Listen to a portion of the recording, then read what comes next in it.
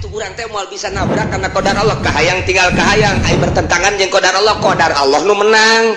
kajen kuku mah ge urang hayang kawin jeung itu cak qadar Allah henteu bae urang embung kawin jeung itu cak qadar Allah kawin mah kawin bae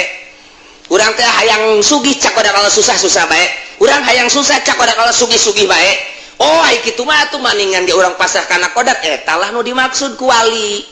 eta lah nu dimaksud ku hikam ngan deuk pasrah kana qadar Allah na kudu aya nu nuntun nah ieu lah metodena nah ieu kakarak secara global hungkul oh jaheu nya kos kitu tinggal pasrah ka qadar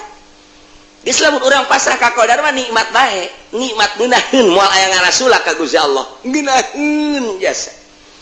tiis kana hate urang kuari hirup datang ka dieu naon gitu ngaran urang sadar ieu nang papasena Allah datang ka dieu teh geus beres tinggal urang